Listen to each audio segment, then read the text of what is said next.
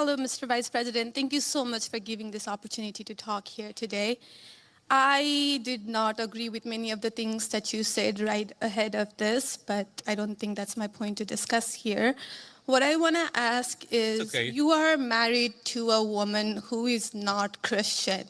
In her Wikipedia, I just looked it up. I wanted to know what her faith was. I didn't know this before, but she still calls herself Hindu. You are raising three kids in cultural, racial, religious household. How are you maintaining or how are you teaching your kids not to keep your religion ahead of their mother's religion? Or how are you teaching them that your kind, they're that kind who got here just few years or few decades ago is different or is better than your mom's kind who got here just a generation before? How are you balancing that? And when you talk about too many immigrants here, when did you guys decide that number? Why did you sell us a dream?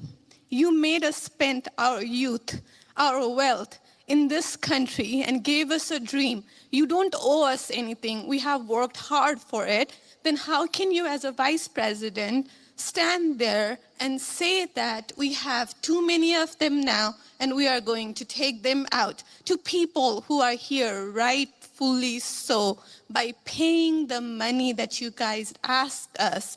You gave us the path, and now how can you stop it and tell us we don't belong here anymore? And one more thing, I'm sorry, one more thing. Sure. Do you have to There's be... a lot there. I don't know if I'm going to remember all this, but I will try. I'm sorry. I had to say all of this, and please take it with due... I'm saying all of this with due respect. Go ahead, please. I have no intention of causing a scene here or anything, but... We're not close to causing a scene, don't worry. But we talked about Christianity, all of this. I'm not even Christian, and I'm here standing to show support. Why are we making Christianity one of the major things that you have to have in common to be one of you guys, to show that I love America just as much as you do? Why is that still a question? Why do I have to be a Christian? Okay, so there was a lot there, and I'm going to try to respond to as much of it as I can. So on the question of immigration, so first of all, I can believe that we should have lower immigration levels, but if the United States passed a law and made a promise to somebody, the United States, of course, has to honor that promise. Nobody's talking about that. I'm talking about people who came in violation of the laws of the United States of America, and I'm talking about in the future reducing the number of people. Sorry, what? Can I continue on that?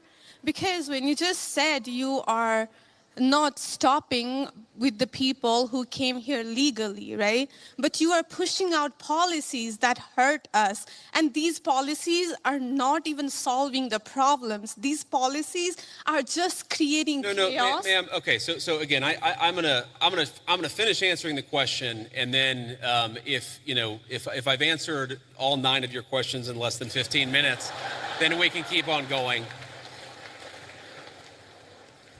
We got to have a little fun, right? So here's the thing. I can believe that the United States should lower its levels of immigration in the future, while also respecting that there are people who have come here through lawful immigration pathways that have contributed to the country. But just because one person or 10 people or 100 people came in legally and contributed to the United States of America, does that mean that we're thereby committed to let in 1 million or 10 million or 100 million people a year in the future? No, that's not right.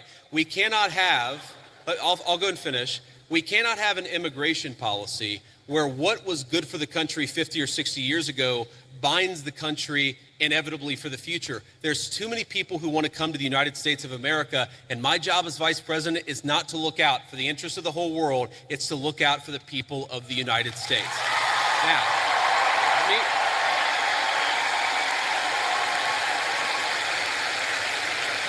Now, you asked a personal question about our interfaith household. And yes, my wife did not grow up Christian. I think it's fair to say that she grew up in a Hindu family, but not a particularly religious family in either direction. In fact, when I met my wife, we were both, I would consider myself an agnostic or an atheist, and that's what I think she would have considered herself as well. You know, everybody has to come to their own arrangement here. The way that we've come to our arrangement is she's my best friend. We talk to each other about this stuff. So we decided to raise our kids Christian. Our two oldest kids who go to school, they go to a Christian school.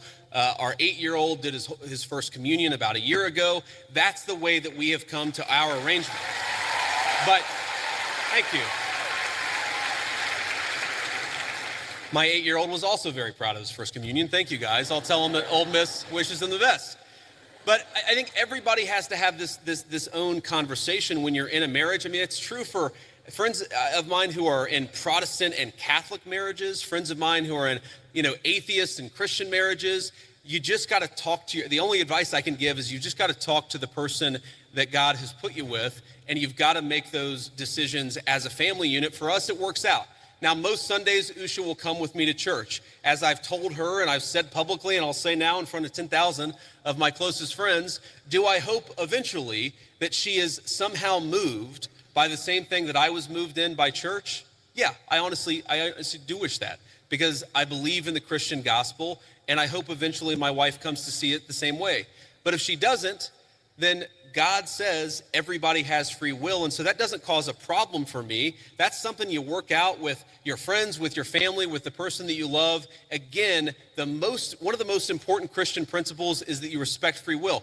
Usha's closer to the priests who baptized me than maybe I am. They talk about this stuff.